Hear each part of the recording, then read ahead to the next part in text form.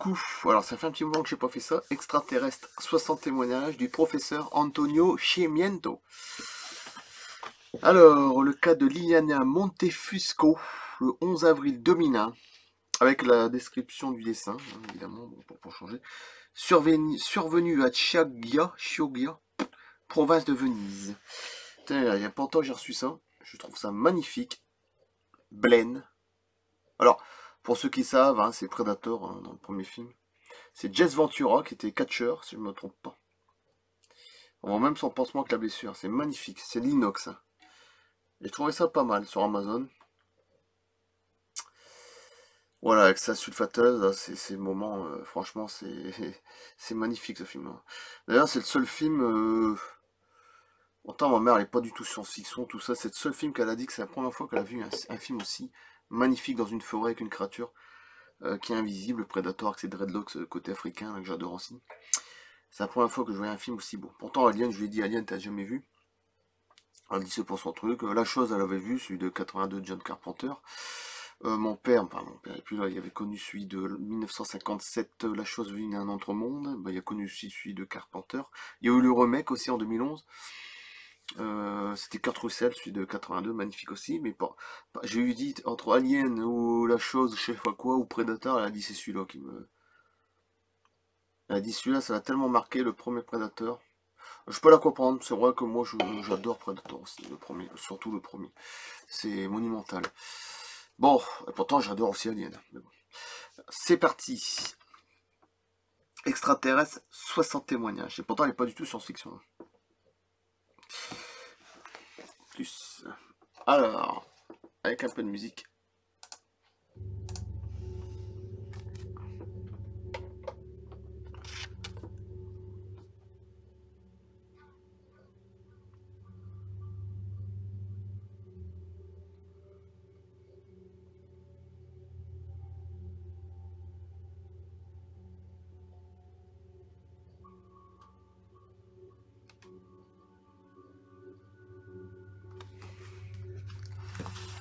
Alors, le cas de Liliana Montefusco, le 11 avril 2001, Italie.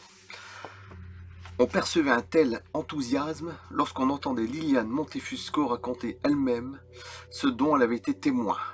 On ressentait sa tension croître dans l'attente de développement des quelques photos qu'elle avait prises ce soir-là. Alors en plus il y a photos, mais le problème, à mon avis ça a été sûrement confisqué ou alors pas la même dimension, elles sont floues. Comme une bulle de savon, cet état d'exaltation disparut pour laisser place à une cuisante désillusion. Il n'y avait rien sur les photos qui puisse prouver ce qu'elle avait vu. Ce que je viens de dire. Moi je comprends pas que ceux qui font des livres comme ça, ils doivent se rendre compte un petit peu que c'est pas la même dimension, donc forcément ils sont flous. Alors, bon bref. Le soir du 11 avril 2001, à 21h45, né en 1956 et résident à Borgo San Giovanni di Chioggia, province de Venise, se trouvait dans la cuisine avec son mari lorsqu'on entendit deux étranges grondements consécutifs. Ils étaient assez forts pour faire trembler les fenêtres et même la porte blindée de leur appartement. Après quelques instants d'étonnement, les époux oublièrent cette histoire et continuèrent à regarder la télévision. Une dizaine de minutes plus tard, le mari décida de se retirer dans la chambre à coucher de son épouse, resta dans la pièce avec leur fille Patricia, née en 1981. Patricia avec un Z. Il était tard, et c'était le moment d'aller dormir. Les deux femmes éteignirent la télévision, fermèrent tout, et allèrent au lit elles aussi. Comme d'habitude, la jeune fille ferma la porte-fenêtre qui donnait sur la terrasse. Elle avait peur que quelqu'un de mal intentionné puisse entrer par là. Tout en faisant tourner la clé dans la serrure, elle regarda instinctivement dehors. Ce qu'elle vit la fit crier. « Maman, viens vite, maman !» Bon, je ne vais pas le faire en criant, évidemment. « Maman !»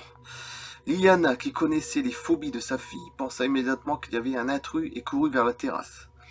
Elle arriva devant un spectacle incroyable à la verticale de l'immeuble, d'en face. Légèrement déplacée vers la droite, elle voyait un cercle tellement vaste qu'il occupait une surface plus grande que celle de l'édifice en question. Il était 22h55, la journée avait été pluvieuse et ce soir-là, le ciel était encore nuageux et il bruinait. Bon, en ce moment, il fait du vent fort ici, c'est n'importe quoi dans le nord. C'est de la pluie, du fanfare. Après, il y a du soleil, bon bref. Faut pas oublier les chemtrails au-dessus de nous, bon. Voilà, manipulation du temps. À environ 150 mètres du toit, les deux femmes voyaient entre les nuages bas un ensemble de boules lumineuses de taille identique qui formaient des cercles. Il y en avait presque certainement 3, concentriques et parfaitement ronds. La lumière émise par chacun des boules était d'un bleu clair fluorescent tendant au bleu ciel et qui devenait plus pâle sur le pourtour. Autour de cette lumière bleue s'étendait un halo clair gris-blanc. Comme chez des...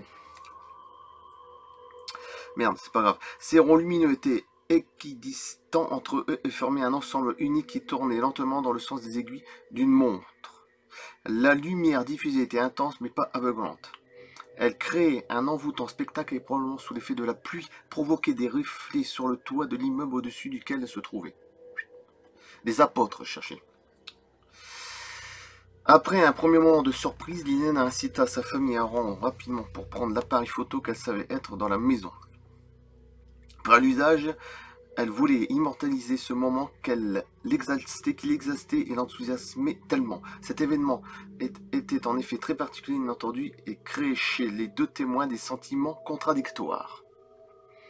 Plus l'enthousiasme de la mère augmentait, plus grandissait la peur chez la fille. La plus jeune commençait en effet à craindre cette chose qu'elle jugeait proche, trop proche et assez grande pour les menacer. En voyant qu'il n'y ait plus l'attitude ouverte et ainsi cicatrice de sa mère, elle eut peur que cela n'ait des conséquences pour elle. En effet, Liliana prenait des photos en criant en pleine voix « Et je suis là ».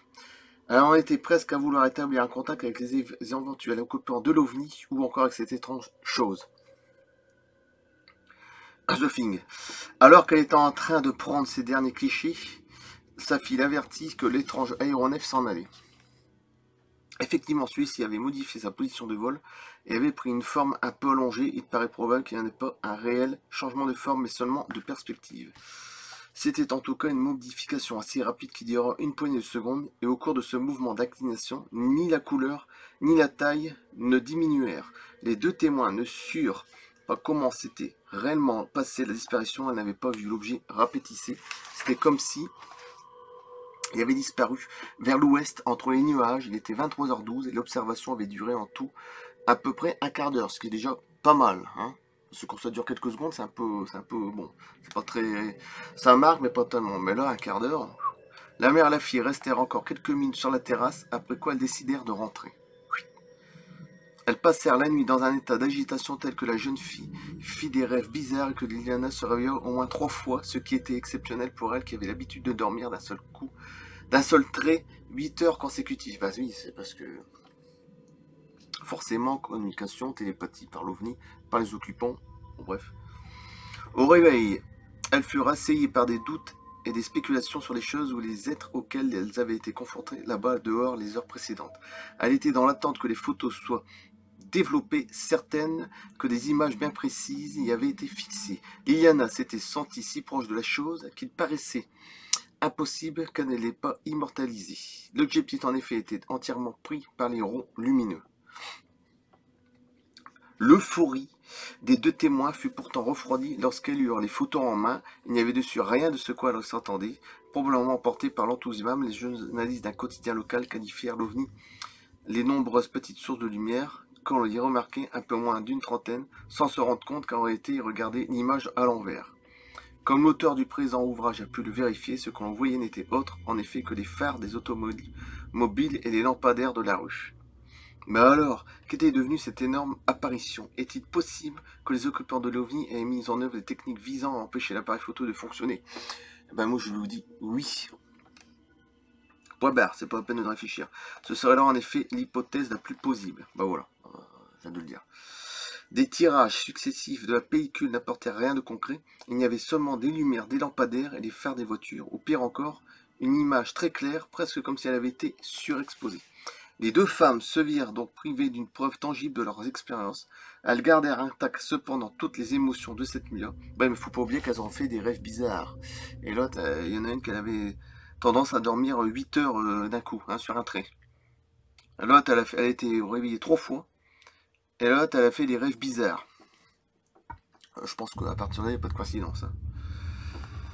Mais alors, qu'était devenue cette énorme apparition? Était-il possible que les occupants de l'OVNI aient mis en œuvre des techniques visant à empêcher l'appareil photo de fonctionner? Ce serait là en effet l'hypothèse la plus plausible, ça pour moi c'est sûr.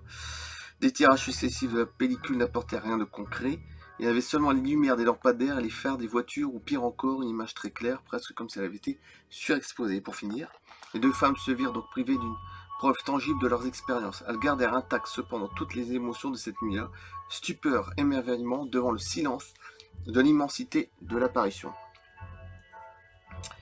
Une majesté qui provoquait de la peur chez la fille et qui donnait à la mère le sentiment d'être toute petite. Tels étaient les sentiments qu'elle avait éprouvés. Oui, parce que c'est quand même pas un hasard que l'autre a fait des rêves bizarres et l'autre, elle s'est réveillée au moins 3 fois.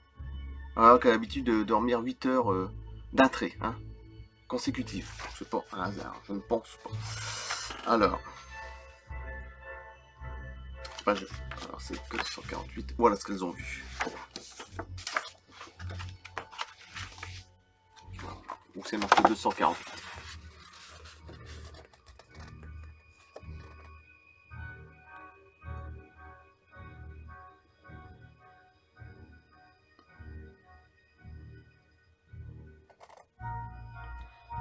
C'est des sacrés lampadaires.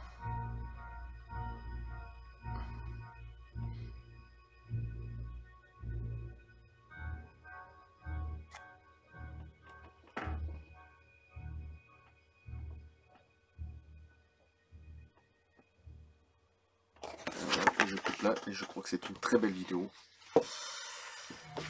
Et à bientôt. Bah demain, la prochaine. Après le week-end, il n'y aura rien. Hein. Voilà. Ouais, je voulais revenir à ça. C'est Jess Ventura qui jouait dans le film en 87. Predator de John McTiernan, l'excellent Predator. Pour moi, c'est un des meilleurs films de science-fiction. Enfin, pour moi, oui. Un des meilleurs, j'ai dit. Il y a Alien aussi, hein. Terminator. Et lui, après, par la suite, j'avais complètement oublié que ce mec-là, qui était catcheur, hein, il s'intéressait aux ovnis aussi. Je vous dis que c'est vrai. Ou les trucs qu'on nous cache, tout ça. Je pense. Faites des recherches sur Jess Ventura. Et je pense que j'ai raison. Voilà. Je coupe. Et à bientôt. Merci.